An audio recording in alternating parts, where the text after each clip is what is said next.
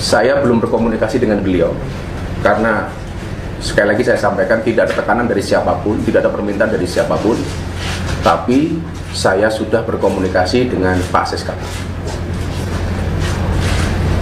Pak Seskap hanya menjawab keputusan ada di Gus, kembali ke keyakinan dan hati nurani Gus Miftah. Beliau tidak dalam rangka menyuruh atau menolak. Demikian. Kapan itu Gus? Semalam. Tapi kalau jujur boleh cerita, tanggal 16 November istri saya sudah menyampaikan ke saya, "Bah, saya sebenarnya nggak nyaman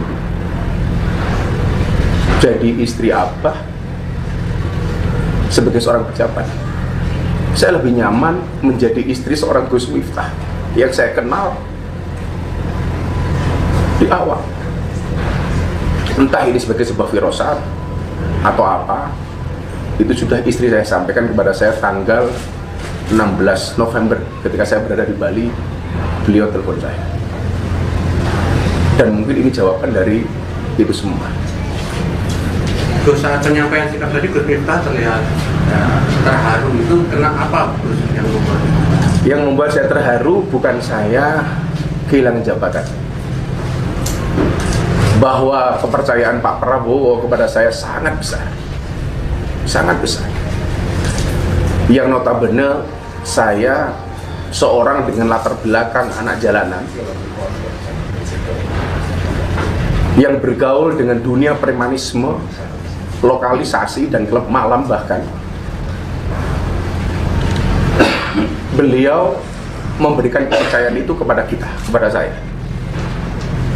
Yang membuat saya terharu adalah betapa besarnya hati dan jiwa beliau memberikan kesempatan kepada saya. Dan yang membuat saya kemudian meneteskan air mata adalah saya belum bisa menjadi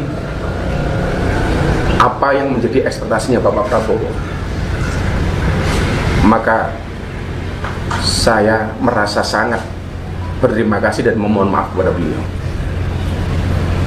Gus, di luar isu jam tangan kan juga ada kemudian untuk isu permasalahan penggunaan kata Gus di depan nama Gus Miftah, itu bagaimana? Saya pikir itu sudah soalan yang sangat-sangat lama dan bisa dicek di berbagai media yang mungkin tidak perlu saya jelaskan kembali. Gus, ini kan terus video lama Gus juga viral yang dengan yakin saya Gus mungkin itu ada... monggo saja, itu saya bisa berbuat apa? Video sekian tahun yang lalu kembali diungkit. Insya Allah hubungan saya dengan beliau tetap baik. Kalau toh kemudian itu diambil, diviralkan kembali, ya saya bisa berbuat apa? Artinya memang saya selalu mengatakan orang baik pasti punya masa lalu, dan orang jelek saya meyakini pasti akan ada masa depan. Setelah video itu viral, sudah sempat berkomunikasi dengan Buyat? Saya sudah berkomunikasi melalui Abah saya Sragen, Abah Syarif Hidayatullah, kepada beliau. Dan saya setelah ini insya Allah akan bersilaturahmi dengan beliau. Cukup?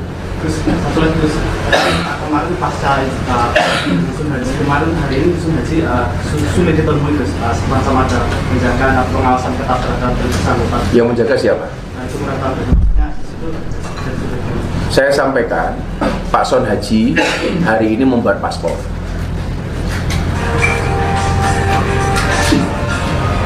Saat itu ada pertanyaan, Mas Son Haji mau berangkat umrohnya yang diambil dari siapa? Dari orang-orang yang menawarkan ngasih hadiah umroh atau dari Abah Miftah? Beliau menjawab, saya mau berangkat umroh dari Abah Miftah. Yang mau diberangkat umroh siapa? Mas Son Haji. Abah yang mau berangkat haji, kalau berangkat umroh, kalau diizinkan, saya Son Haji, istri saya, ibu mertua saya, dan 2 anak saya. Maka hari ini Pak Son Haji membuat paspor di kantor imigrasi Yogyakarta.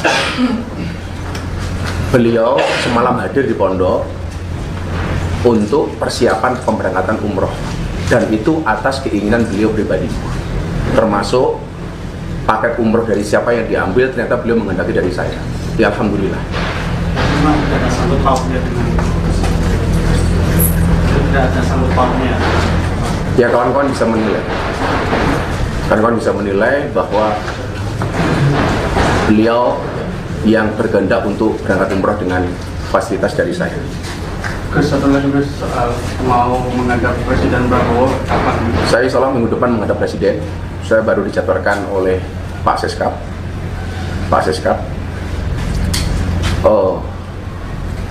Maka kenapa beberapa saat ketika masih berada di UKP, saya sih menggunakan peci sebagai satu simbol yang sangat dicintai oleh Bapak Prabowo.